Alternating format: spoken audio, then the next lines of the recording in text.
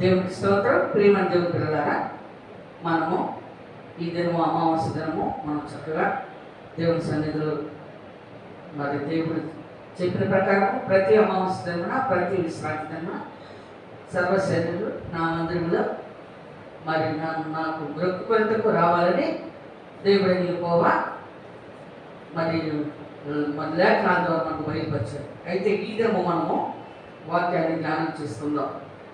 యేసు దేవుడా ప్రవక్త, యేసు దేవుడా ప్రవక్త లేఖనాలు మనం ధ్యానం చేసుకుందాం.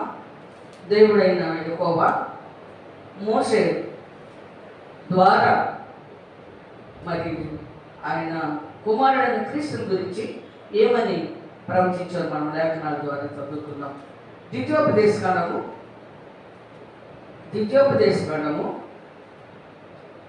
18వ అధ్యాయము 11వ వచనం మనం చదువుకుందాం. నీవు నీ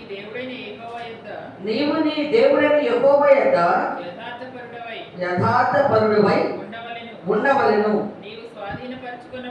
నీవు స్వాధీనపరచుకొనబోవు జనములు మేఘ శకునములను చెప్పువారి మాటను సోదగాండ్ర మాటను విందురు.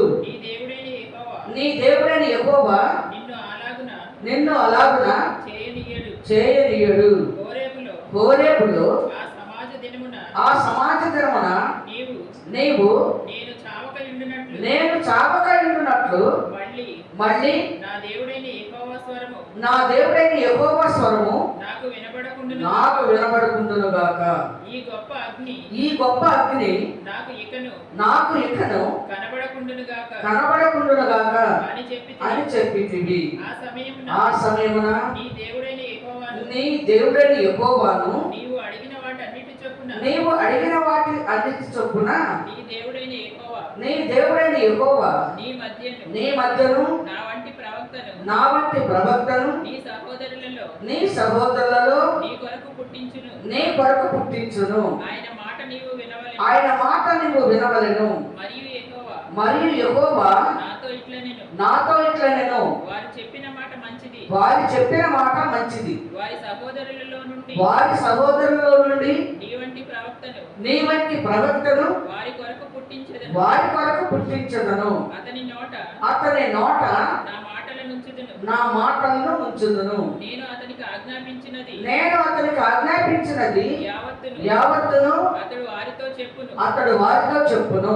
అతడు నా నామమున చెప్పు నా మాటలను వినని వారిని దాని గూర్చి విచారణ చేసేదను. అంతేకాదు ఏ ప్రవక్తయు అహంకారము పూని నేను చెప్పమని తనకు ఆజ్ఞాపించని మాటను నా నామమున చెప్పును, ఇతర దేవతల నామమున చెప్పును, ఆ ప్రవక్తలను చావవలెను. కనుక ప్రియమైన దేవుని బిడ్డలారా, దేవుడైన యెహోవా మోషే ప్రవక్త ద్వారా ఇశ్రాయేలీల్లో 12 గోత్రాలు మీ సహోదరులలో నీ వంటి ప్రవక్తను నేను గుర్తిస్తాను అని చక్కగా దేవుడైన యెహోవా మోషే ద్వారా బయలుపరిచాడు. మోషే ప్రవక్త ప్రవచిస్తున్నాడు, దేవుని సేవకుడైన మోషే. ఈ ప్రవక్తల గురించి మనము ఇంకా ఎవరెవరు ఈ మాటను చక్కగా యేసుని ప్రవక్తగా మరి ప్రవక్తగా తెలుసుకున్నారో మనం లేఖనాల ద్వారా మనం చదువుకుందాం. లేఖనాలు ధ్యానం చేసుకుందాం. చూడండి, మత్తయి సువార్త ఇప్పుడు ఎవరు చెప్తున్నారు ప్రవక్త అని ఎవరు చెప్పుకుంటున్నారు చూద్దాం. 22వ అధ్యాయము 43వ వచనం మనం చదువుకుందాం. మత్తయి సువార్త 22వ అధ్యాయము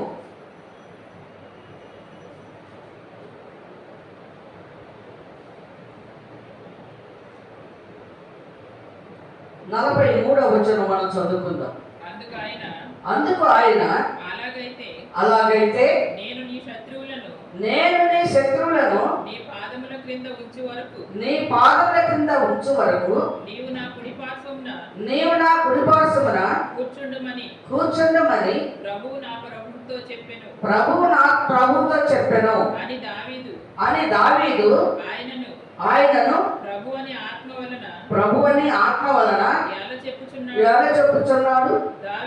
దావీదు ఆయనను ప్రభు అని చెప్పిన ఎడల ఆయన ఎలాగూ అతనికి కుమారుడగునని వారు అడుగగా ఎవరును మారు మాట చెప్పలేకపోయాను.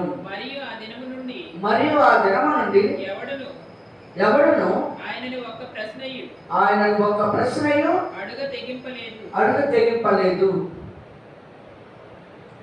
కనుక ప్రేమ దేవుని బిడ్డలారా,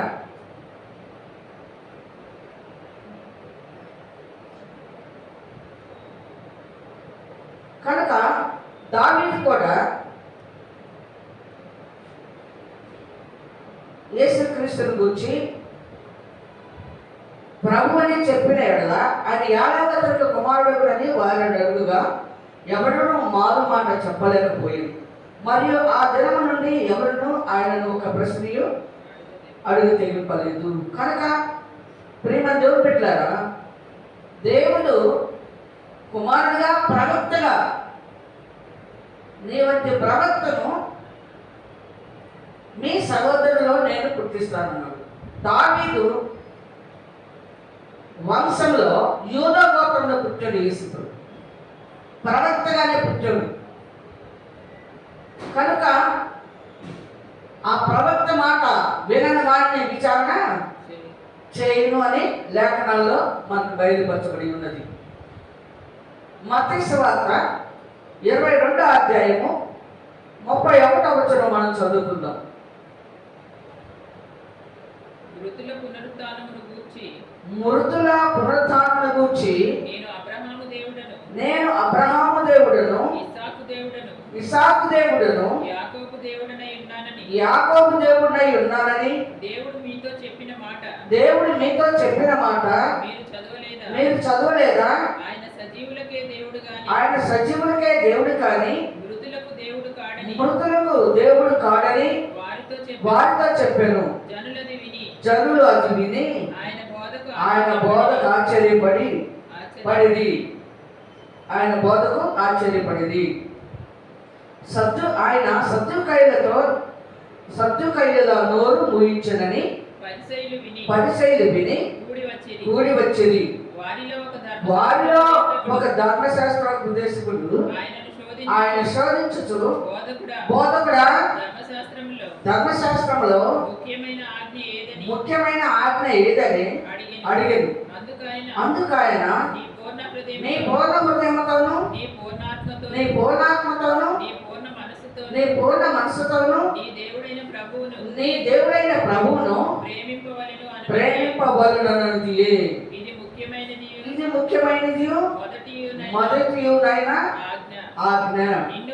నిన్ను వలె నీ పొరుగువారిని ప్రేమింపవలెనను అని 2వ ఆజ్ఞయు దాని వంటిది. ఈ 2 ఆజ్ఞలు ధర్మశాస్త్రం అంతటికి ప్రవక్తలకు ఆధారమై ఉన్నవని అతనితో చెప్పాను. కనుక ప్రేమ దేవుడు పెట్టలాగా ప్రవక్త ధర్మశాస్త్రాన్ని బోధిస్తాడు. ధర్మశాస్త్రాన్ని యెహోవా ఏర్పాటు చేసుకున్న ప్రవక్తలు ధర్మశాస్త్రాన్ని బోధిస్తారు. కనుక ఇక్కడ యేసు ప్రభు ఒక ప్రవక్తగా ధర్మశాస్త్రంలో ఉన్న లేఖనాలని పూర్ణ హృదయంతో, పూర్ణ ఆత్మతో, పూర్ణ బలంతో నీ దేవుడైన యెహోవాని ప్రేమింపవలనది మరి ఆజ్ఞ. అయితే ప్రేమ దేవుని బిడ్డలారా, ఈ 2 ఆజ్ఞలు ధర్మశాస్త్రం అంతటికి ప్రవక్తలకును ఆధారమై ఉన్నవని అతనితో చెప్పాను. పూర్ణ హృదయము, పూర్ణ ఆత్మతో, పూర్ణ బలముతో నీ దేవుడిని యెహోవాని సేవించమని ప్రవక్తలు చెప్పేది మాట.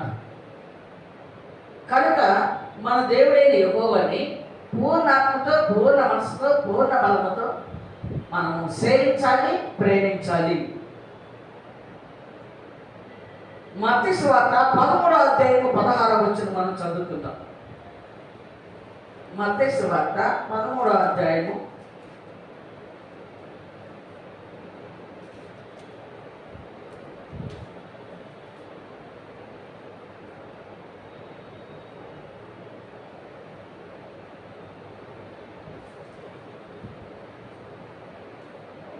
13వ అధ్యాయము 16వ వచనం మనం చదువుకుందాం. అయితే మీ కన్నులు చూచుచున్నవి గనుక అవి అవి ధన్యములై ఉన్నవి. మీ చెవులు వినుచున్నవి గనుక అవి అవి ధన్యములైనవి.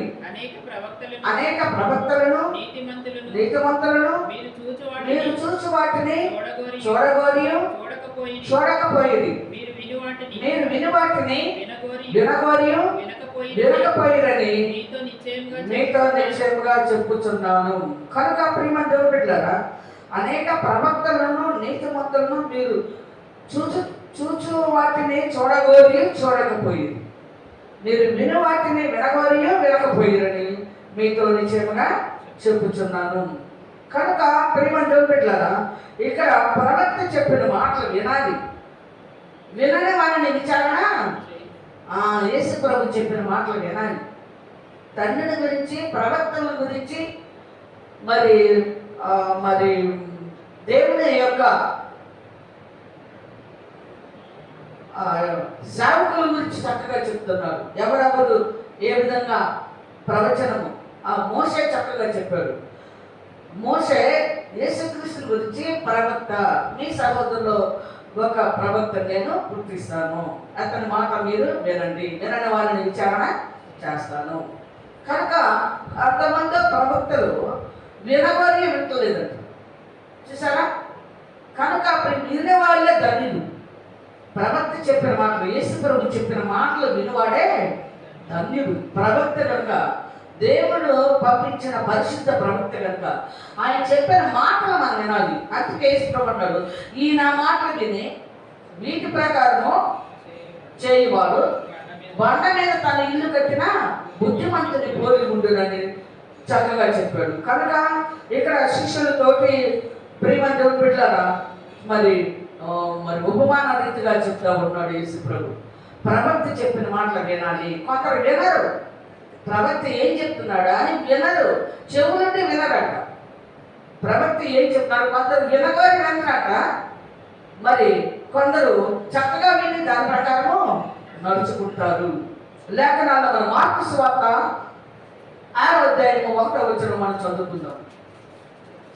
మార్కు సువార్త 6వ అధ్యాయము 1వ వచనం మనం చదువుకుందాం. ఆయన అక్కడ నుండి బయలుదేరి స్వదేశమునకు రాగా ఆయన శిష్యులు ఆయనను వెంబడించిరి. విశ్రాంతి దినము వచ్చినప్పుడు ఆయన సమాజ మందిరములో బోధింపనారంభించెను. అనేకులు ఆయన బోధ విని ఆశ్చర్యపడి ఈ సంగతులు ఇతనికి ఎక్కడి నుండి వచ్చెను, ఇతనికి ఇయ్యబడిన ఈ జ్ఞానం ఎట్టిది, ఇతని చేతుల వలన ఇట్టి అద్భుతములు చేయబడుచున్నవి. ఇదేమి ఇతడు మరి కుమారుడు కాడా? ఇతడు యాకోబు, యోసే, యోదా, సీమోను అని వారి సహోదరుడు వడ్లవాడు కాడా? ఇతని సోదరీమణులందరూ మనతో ఉన్నవారు కారా అని చెప్పుకొనుచు ఆయన విషయమై అభ్యంతరపడి. అందుకు యేసు ప్రవక్త తన దేశంలోను తన బంధువులలోను తన ఇంటి వారిలోను తప్ప మరి ఎక్కడనో గణహీనుడు కాడని చెప్పాను. అందువల్ల కొద్ది మంది రోగుల మీద చేతులుంచి వారిని స్వస్థపరచుట తప్ప మరి ఏ అద్భుతమును ఆయన అక్కడ చేయజాలకపోయాను. ఆయన వారి అవిశ్వాసములకు ఆశ్చర్యపడను. కనుక ప్రియమైన దేవుని బిడ్డలారా, యేసు ప్రవక్త అని చెప్పుకున్నాడు. ఆయన ప్రవక్త తన ఇంటిలో తన కుటుంబంలో తన బంధువులలో గణహీనుడు. యేసు ఆ 12 గోత్రాల్లో యూదా గోత్రంలో పుట్టాడు కనుక వారిని నమ్మలేదు యేసు ప్రభు. ప్రవక్త మోషే మీకు చెప్తున్నాడుగా, మోషే ప్రవచించాడు కదా. మోషే చెప్పినట్లన్నా వినండి. మోషే ముందుగా మీకు తెలుసు కదా, ధర్మశాస్త్రం మీరు పాటిస్తారు కదా, ధర్మశాస్త్రాన్ని ఆచరిస్తారు కదా. మోషే ప్రవక్త నన్ను గురించి చెప్పాడన్న సంగతి మీకు తెలియట్లేదు. నన్ను గురించి ఆయన చెప్పిందని అని చెప్తా ఉన్నాడు. ప్రవక్త ప్రేమ దేవుని బిడ్డలారా, యేసు ప్రవక్త తన ఇంటిలో తన బంధువులనే గణహీనుడు. యేసు ప్రభు యూదుల్లోనే గణహీనుడు అయిపోయాడు. ప్రవక్తని చక్కగా ఆయనే చెప్పుకుంటున్నారు. వాక్యాలను లేఖనాలు మనం ధ్యానం చేసుకుందాం. మళ్ళా లూకాసు వార్త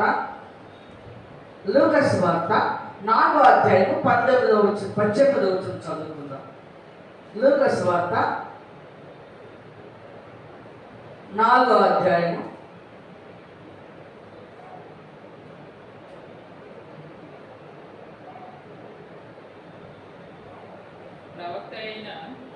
ప్రవక్త అయిన యెషయా గ్రంథము ఆయన చేతికి ఇయ్యబడెను.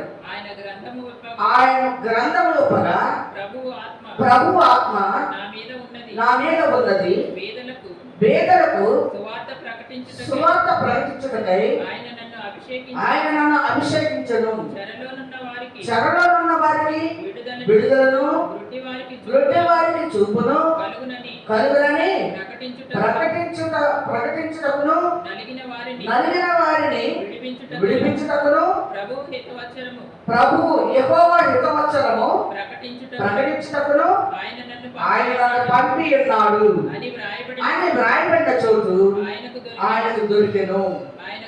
ఆయన గ్రంథము చుట్టి పరిచారకులకు ఇచ్చి కూర్చుండెను. సమాజ మందిరములో ఉన్న వారందరూ ఆయనను తేరి చూడగా ఆయన నేడు మీ వినికిడిలో ఈ లేఖనము నెరవేరినదని వారితో చెప్పసాగెను. కనుక ప్రియమ దేవుని బిడ్డలారా, అప్పుడు అందరూ ఆయనను గురించి సాక్ష్యమిచ్చుచు ఆయన నోట నుండి వచ్చిన దయగల మాటలకు ఆశ్చర్యపడి ఈయన యోసేపు కుమారుడు కాదా అని చెప్పుకొనుచుండగా ఆయన వారిని చూచి, వైద్యుడా నిన్ను నీవే స్వస్థపరచుకొను అని సామెత చెప్పి కపెర్నహూములో ఏ కార్యములు నీవు చేసినవని మేము వింటిమో ఆ కార్యములు ఈ నీ స్వదేశమందును చేయమని మీరు నాతో నిశ్చయముగా చెప్పుతున్నాను. మరియు ఆయన ఏ ప్రవక్తయు స్వదేశమందు మిత్రుడు కాడని మీతో నిశ్చయముగా చెప్పుతున్నాను. కనుక ప్రియమైన దేవుని బిడ్డలారా, యేసు ప్రభుని, యేసు క్రీస్తుని దేవుడు పంపించాడు పరిశుద్ధ ప్రవక్తగా. ఆ ప్రవక్త చెప్పిన మాటలు వినాలి. మోషే ప్రవచించాడు. ఆ ప్రవక్త చెప్పిన మాటలు వినని వారిని విచారణ చేస్తాడు. ఇక్కడ చూడండి, ప్రభు ఆత్మ నా మీద ఉన్నది చెప్తున్నాడు. యెషయా గ్రంథము, యెషయా ప్రవక్త ప్రవచించాడు ఈ ప్రవక్తను గురించి, యేసు అనే ప్రవక్తను గురించి. ప్రవక్త అయిన యెషయా గ్రంథము ఆయన చేతికి ఇవ్వబడను. యేసు ప్రభు చేతికి యెషయా గ్రంథము ఇవ్వబడింది. ఎప్పుడు? విశ్రాంతి దినమందు సమాజ మందిరంలోకి వెళ్ళాడు యేసు ప్రభు.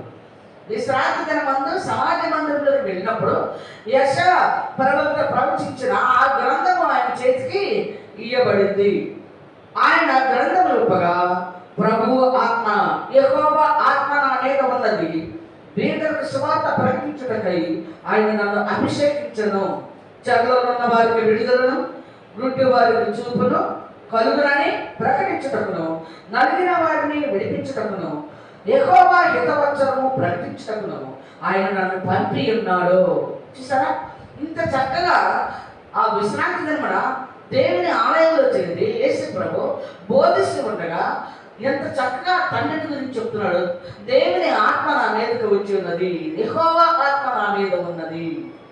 యెహోవా ఆత్మ ఎవరి మీద అయితే ఉంటుందో వాడు యెహోవాని గురించి ప్రవర్తిస్తారు. ఆయన ఎందుకు పంపించాడో ప్రవచిస్తున్నారు. యేసుని ప్రవక్తని ఎందుకు పంపించాడో చక్కగా చెప్తున్నారు. ఇక్కడ వాళ్ళు కూడా ఆశ్చర్యపోయారు. 20వ వచనము, అప్పుడు అందరూ ఆయన గురించి సాక్షించుతూ ఆయన నోట నుండి వచ్చిన దైగల మాటలకు ఆశ్చర్యపడి, ఈయన యోసేపు కుమారుడు కాదా అని చెప్పుకొని చూడగా ఆయన వారిని చూచి, వైద్యుడా నిన్ను నేనే స్వస్థపరచుకోము కొనుము అని సామెత చెప్పి కపెర్నహూములో ఏ కార్యములు నువ్వు చేస్తువని మేము ఇంటిమో ఆ కార్యములు ఈ నీ స్వదేశమందును చేయమని మీరు నాతో నిశ్చయముగా చెప్పుదురనెను. మరియు ఆయన ఏ ప్రవక్తయు స్వదేశమందు ఇతడు కాడని మీతో నిశ్చయముగా చెప్పుతున్నాను. కనుక ప్రియమంతులు బిడ్డలారా, యేసు ప్రభు 12 గోత్రాల్లో యూదా గోత్రంలో పుట్టాడు. దావీదు వంశంలో పుట్టాడు. ప్రవక్త దావీదు ఒప్పుకున్నాడు, దేవుడు పంపించాడు. చూసారా, దావీదులో నుంచి వచ్చిన నీతి చిగురు యేసు ప్రవక్త. ఈ ప్రవక్తనంట 12 గోత్రాల వాళ్ళే నమ్మలేదంట, ఇతడు కాడంట, గొప్పతనం లేదంట. ఆ 12 గోత్రాల వాళ్ళే యేసు ప్రభు నమ్మలేదు, ప్రవక్త నమ్మలేదు, దేవుని కుమారుడని నమ్మలేదు, లోక రక్షకుడని నమ్మలేదు. కనుక మరి దేవుని సేవకులని నమ్మలేదు, దేవుని దూతని నమ్మలేదు. ప్రియమంతులు బిడ్డలారా, ఇన్ని రకాలుగా వాడబడ్డాడు కొత్త నిబంధనలో. 4 సువార్తల్లో తర్వాత శిష్యులు అపొస్తలులు మన పౌలు మరి చక్కగా దేవుడు పంపించిన యేసు అనే ప్రవక్తని చక్కగా వాళ్ళు చక్కగా మరి వారి మధ్యలో ఆయన మాటలు తీసుకొని ధ్యానం చేస్తున్నారు. ఆ మాటల ప్రకారం చక్కగా నడుచుకున్నారు. మనము యేసు ప్రవక్త. దేవుడు అంటే నీకు లెక్కలు రావు, ఇక దేవుడు అంటే నీకు ఇక మార్గం లేదు ఇక. కనుక ప్రవక్త అంటే దేవుడు పంపించే ప్రతి ప్రవక్త. అందుకే ఇక్కడ ఏమన్నాడంటే 4వ అధ్యాయంలోనే 24వ వచనంలో ఏలియా ప్రవక్తని గురించి చెప్తున్నాడు. చూడండి, 25వ వచనం చదువుతున్నాం. ఏలియా దినములందు 3 ఏళ్ళు 6 నెలల కాలము ఆకాశము మూయబడి దేశమందంతటను గొప్ప కరువు సంభవించినప్పుడు ఇశ్రాయేలీయులు అనేక మంది విధవరాండ్రులను ఏలియా సీదోనులోని సారెపతు అను ఊరిలో ఉన్న ఒక విధవరాలి యొద్దకే గాని మరి ఎవరి యొద్దకును పంపబడలేదు. మళ్ళా ఎలీషా గురించి చెప్తున్నారు. చూడండి, ఎలీషా ప్రవక్త, ఏలియా ప్రవక్త, యేసు ప్రవక్త. ప్రవక్తల గురించి చక్కగా చెప్తున్నాడు యేసు ప్రభు. మరియు ప్రవక్త అయిన ఎలీషా కాలమందు ఇశ్రాయేలులో అనేక కుష్ఠరోగులు ఉంటున్నాను. సిరియా దేశస్థుడైన నయమాను తప్ప మరి ఎవడను శుద్ధి నొందలేదని నేను మీతో నిశ్చయముగా చెప్పుచున్నాను. సమాజ మందిరంలో ఉన్న వారందరూ ఆ మాటలు విని ఆగ్రహంతో ఇటుకొని లేచి ఆయనను పట్టణంలో నుండి వెళ్ళగొట్టి ఆయనను తలకిందులుగా పడద్రోయి వల్లని తమ పట్టణము కట్టబడిన కొండపేట వరకు ఆయన తీసుకొని పోయింది. అయితే ఆయన వారి మధ్య నుండి దాటి తన మార్గంలో వెళ్ళిపోయాను. చూడండి, దేవుడు పంపించిన ప్రవక్త లోకానికి నచ్చదు. లోకానికి ప్రవక్త మాట వినరు, లోకము ప్రవక్త మాట వినరు. యేసు మాట వినల్లా లోకంలో. యేసుని దేవుడు చేసుకుంటారు, పండుగలు చేసుకుంటారు, వారు ఇష్టమైన పనులు చేస్తారు. కానీ ప్రవక్త, దేవుడు పంపించిన ప్రవక్త మాటలు వినరు. ఏలియా మాటలు కూడా వినలేదు. చూసారా, యోనా మాటలు కూడా వినలేదు.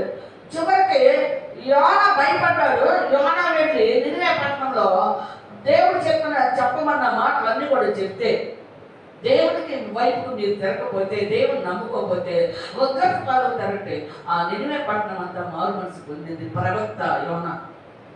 ఈ ప్రవక్త ఏలియా ప్రవక్త ఉన్నాడు. సారేపతి విధవరాల దగ్గరికి వెళ్ళాడు. కరువు దినాల్లో దేవుడు అక్కడ ఏర్పాటు చేశాడు విధవరాల దగ్గర ఒక ప్రవక్త. ఎలీషా ద్వారా నయమైన కుష్ఠరోగులు, అంతమంది కుష్ఠరోగులు ఉన్నా కూడా మరి సిరియా దేశస్తుడైన నయమాను వక్ర మాత్రమే కుష్ఠరోగులను బాగు చేస్తున్నాడు. చూసారా? కనుక ప్రవక్తలు చక్కగా ప్రవక్తలు ఏ విధంగా దేవుడు ప్రవక్తల్ని ఏ విధంగా మన మధ్యలోకి నడిపించాడో, వాళ్ళ ద్వారా మనల్ని ఏ కార్యాలు చేశాడో యేసు ప్రభు చక్కగా చెప్పగలుగుతున్నాడు. మరి ఒక లేఖన భాగాన్ని మనం చదువుకుందాం. చూడండి, లూకా సువార్త 13వ అధ్యాయము 31వ వచనం చదువుకుందాం. లూకా సువార్త 13వ అధ్యాయము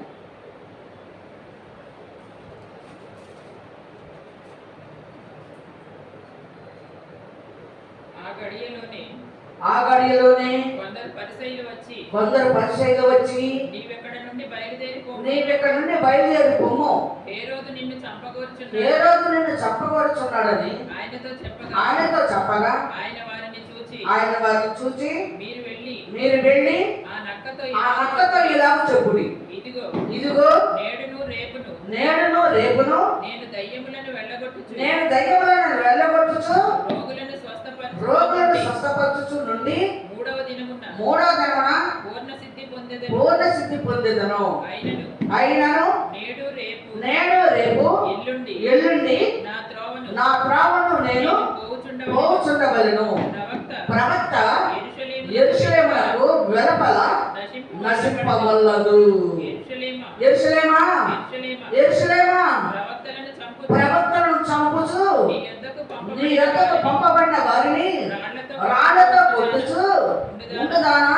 కోడి తన పిల్లలను తన రెక్కల కింద ఎలాగు చేర్చుకునేనో అలాగే ఎన్నో మారులు నేను నీ పిల్లలను చేర్చుకొనవలని ఇంటిని గాని మీరు వెళ్ళకపోయేది.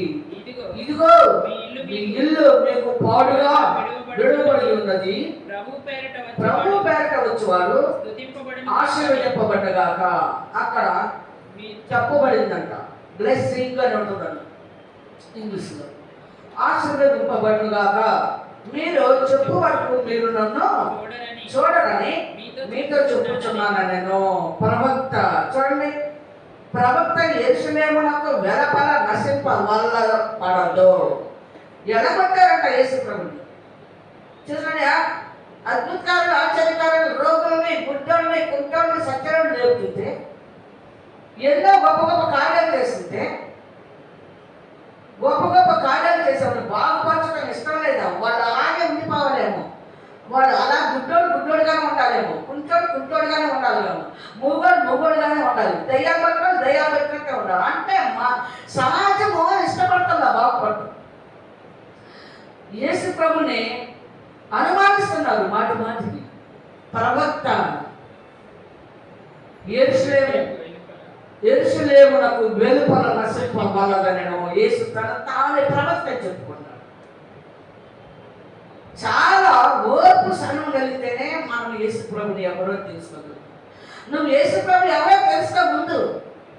నువ్వు దేవుడు నువ్వు ఇష్టం వచ్చినట్టు చెప్పుకుంటే పండుగలు చేసుకుంటావు, చావు కొడతావు, లేకపోతే ఇదే పని. సంవత్సరం ఈ పండుగ చేసుకుంటారు. అసలు యేసు ప్రభు ఎవరు పంపించారు? ఎవరి గురించి ప్రకటిస్తున్నారు? యేసు ఎవరి ఆత్మ యేసు ప్రభు మీద ఉన్నది. దేనికి వచ్చాడు యేసు ప్రభు అనేది ఒక్కసారి మనం జ్ఞాపకం చేసుకోవాలి. యేసు ప్రభువే పరిశుద్ధ ప్రవక్త. చూసారా? జగత్ పునాది వేయి పడక మునిపే ప్రధాన శిల్పిగా నా తండ్రి యొద్ద నేను ఇంటిని అనుదినము ఆనందించుతున్నాను. ఆ ప్రవక్తనే ఆ కుమారుడిని మనకి ఆయన సమాచారాలను, ఆయన మార్గములను బోధించటకు, ఆయన సత్యాన్ని బోధించటకు, ఆయన రాజ్యాన్ని మనం వాసం కావాలని జీవులకు ప్రవేశించటకు తన కుమారుడైన ప్రవక్తని ప్రవక్తగా పంపించాడు. ప్రవక్త ప్రకటించువాడే. చూసారా? మనం తెలుసుకోవాలి యేసు ఎవరు అనేది. తెలుసుకోకుండా ఆయన ఇష్టమైన మార్గాలు నడుచుకున్నామంటే ప్రేమ దేవుని బిడ్డలారా, ఎప్పుడు ఉంటామో ఎప్పుడు పోతామో తెలియదు. ఆయన ఎప్పుడు ఆశిస్తాడో ఎప్పుడు తీసేస్తాడో. పుట్టించేవాడు ఆయనే, గిట్టించువాడు ఆయన. నువ్వు గిట్టక తలకే, నువ్వు పుట్టింటే గిట్టక తలకే యేసు ప్రవక్తని తీసుకో. ఇంకొక లేఖనాన్ని మనం ధ్యానం చేసుకుందాం. యోహాను సువార్త 5వ అధ్యాయం 45వ వచనం మనం చదువుకుందాం.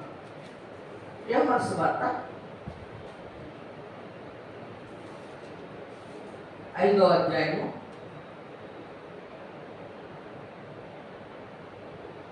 45వ వచనం మనం చదువుకుందాం.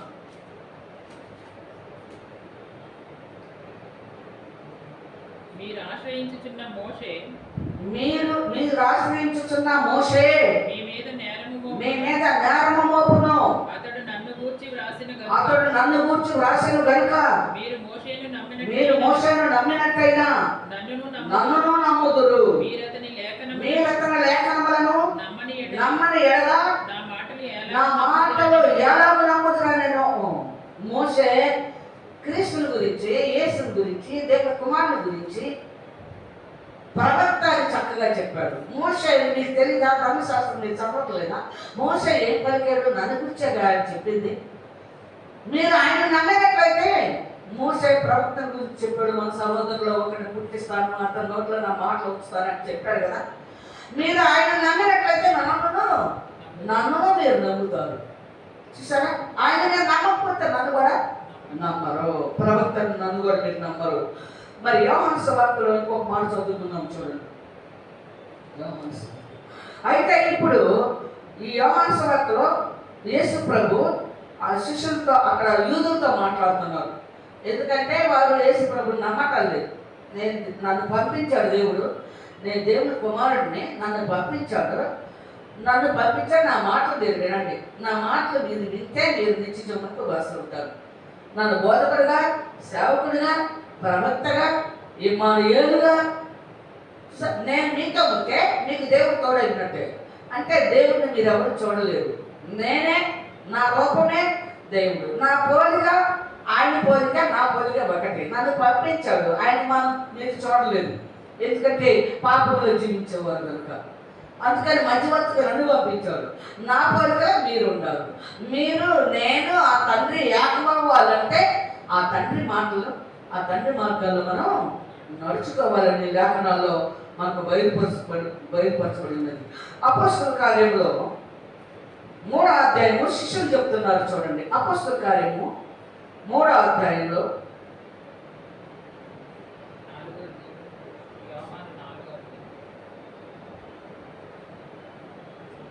అపోస్తల కార్యంలో 3వ అధ్యాయం 22వ వచనం. యోహాను 3వ అధ్యాయం 22వ వచనం చూడండి. శిష్యులు చెప్తున్నారు. శిష్యుల మాట విందామా? ఇందాక యేసు ప్రభు చెప్పాడు, ఇప్పుడు శిష్యులు చెప్తున్నారు. మోషే ఇట్లనెను, ప్రభు అయిన దేవుడు నా వంటి ఒక ప్రవక్తను మీ సహోదరులలో నుండి మీ కొరకు పుట్టించును.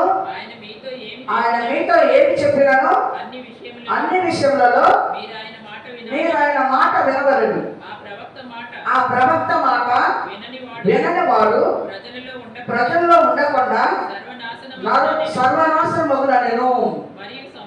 మరియు సమూయేలు మొదలుకొని ఎందరు ప్రవక్తలు ప్రవచించుడో వారందరూ ఈ దినమును గూర్చి ప్రకటించిరి. ఆ ప్రవక్తలను దేవుడు అబ్రహాముతో నీ సంతానమందు భూలోక వంశములనియు ఆశీర్వదింపబడినని చెప్పి మీ పితరులతో చేసిన నిబంధనకు మీరు వారసులై ఉన్నారు. నిబంధనకును వారసులై ఉన్నారు. దేవుడు తన సేవకుని పుట్టించి మీలో ప్రతివానిని వారి దుష్టత్వము నుండి మళ్లించుట వలన మిమ్మల్ని ఆశీర్వదించుటకు ఆయన మొదట మీ యొద్దకు పంపనని చెప్పాను. శిష్యులు చూడండి ఎంత సాక్ష్యం. ప్రియమైన దేవుని బిడ్డలారా, దేవుడు తన సేవకుని పుట్టించాడు. దేవుని సేవకుడు యేసు ప్రభు. ప్రవక్త, దేవుని గురించి ప్రకటించడానికి పంపించబడ్డ ప్రవక్త. ఈ ప్రవక్త మాటలు వినకపోతే ఆ ప్రజలను నాశనం అయిపోతారంట చెప్పాడు ఇక్కడ మన లేఖనాల్లో. సర్వనాశనమగును అంటున్నాడు. కనుక మనం సర్వనాశనం కాకుండా ఉండాలంటే దేవుని కుమారుడు చెప్పిన మాట వినాలి, దేవుని కుమారుడు బోధించిన బోధ ప్రకారం నడవాలి, దేవుని కుమారుడు చూపించిన మార్గాల్లో మనం నడవాలి.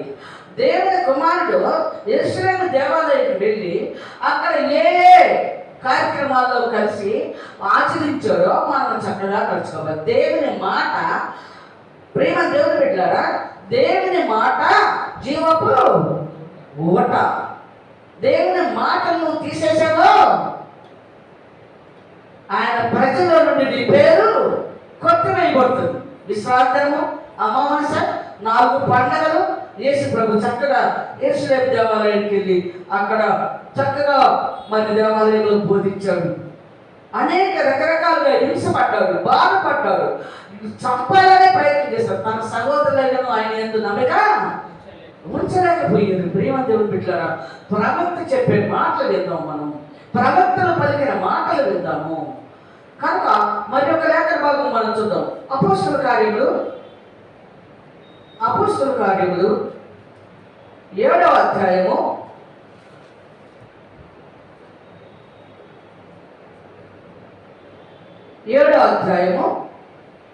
36వ వచనం మనం చదువుకుందాం. ఇవి ఎవరి మాటలు? స్టెఫను మాటలు ఇవి. ఇతడు ఐగుప్తులోను స్టెఫను వాడు రాళ్ళతో పక్కబడి చంపబడ్డారు. చూసారండి, క్రీస్తు దేవుని ప్రవక్త, దేవుడు పంపించిన దేవుని కుమారుడు అని చక్కగా చెప్తూ ఉంటే అబ్రహాము, ఇసాకు, యాకోబుల గురించి చరిత్ర మొత్తం చెప్పుకొచ్చాడు. అయినా వాళ్ళు దయ్యాలు పట్టింది, వాడికి దురాత్మం పట్టింది, గాశాపం పట్టింది. అందుకని యేసుని చంపేశారు. చూసారా, ఇక్కడ చెప్తున్నాడు చూడండి, స్టెఫను మాట్లాడిందాం. ఇతడు ఐగుప్తులోను ఎర్ర సముద్రంలోను 40 ఏండ్లు అరణ్యములోను మహత్కార్యములను సూచక క్రియలను చేసి వారిని తోడుకొని వచ్చును. నా వంటి ఒక ప్రవక్తను దేవుడు మీ సహోదరులలో మీకు పుట్టించును అని ఇశ్రాయేలీయులతో చెప్పిన మోషే ఇతడే. కనుక ప్రేమ దేవుని బిడ్డలారా, దేవుడు ఐగుప్తు దేశంలో ఉన్న ఇశ్రాయేలీయులను బయటికి తీసుకొచ్చి ఇశ్రాయేలీలో దేవంటి ప్రవక్తను, ఒక ప్రవక్త నేను పుట్టిస్తాను, అతని మాటలు మీరు వినండి స్టెఫను కూడా చక్కగా చెప్పారు. అయితే చూడండి ప్రేమ దేవుడు, ఇక్కడ మాటలు చదువుకుని వీళ్ళు ఏం చేశారు? ఐగుప్తు నుండి ఏం మోసుకొని వచ్చారు చూద్దాం. చూడండి, ఐగుప్తు నుండి ఏం మోసుకొని వచ్చారు? ఆ వ్యభిచార కార్యములు, ఆ వ్రాత కార్యములు, ఆ యొక్క దేవునికి విరోధమైన దేశం అది ఐగుప్తు. ఆ ఐగుప్తులో నేర్చుకొని తన వ్యభిచార కార్యాలన్నీ అరణ్యంలో చేస్తూ ఇక్కడ ఏం మోసుకొచ్చారు ఒకసారి చూడండి. 42వ వచనంలో అందుకు దేవుడు వారికి విముఖుడై ఆకాశ సైన్యమును సేవించుటకు వారిని విడిచిపెట్టడం. 40వ వచనం కూడా మనం చదువుకుందాం. ఇతనికి మన పితరుల లోపల వల్లక ఇతనిని త్రోసివేసి తమ హృదయములలో ఐగుప్తులకు పోగొరిన వారై మాకు ముందు నడుచునట్టి దేవతలను మాకు చేయము.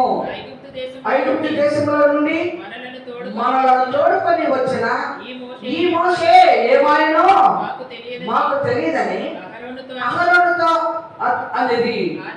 ఆ దినములలో వారొక దూడను చేసుకుని ఆ విగ్రహములకు బలి అర్పించి తమ చేతులతో నిర్మించిన వాటి యందు ఉల్లసించుడి.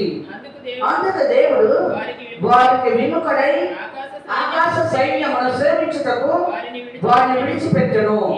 ఇందుకు ప్రమాణముగా ప్రవక్తల గ్రంథమందు ఇలాగ వ్రాయబడి ఉన్నది, ఇశ్రాయేలీయుల వారలారా, మీరు అరణ్యంలో 40 ఏండ్లు బలి పశువులను అర్పణములను నాకు అర్పించిన మీరు పూజించుటకు చేసుకొనిన ప్రతిమలైన మొలెక గుడారమును రొప్పాయిన దేవత యొక్క నక్షత్రమును మోసుకొని పోతుంది కనుక బబులోను ఆమెకి మిమ్మల్ని కొనిపోయేది. ఇశ్రాయేలీయులు మోసుకొచ్చారు రొప్పాయిన దేవత యొక్క నక్షత్రాన్ని. ప్రపంచం అంతా నక్షత్రం అయిపోయింది. ప్రేమ ఆ నక్షత్రమే ఇప్పుడు అందరూ పెట్టుకుంటా ఉన్నారు. కానీ నక్షత్రం అంటే విలువేందో తెలుసా?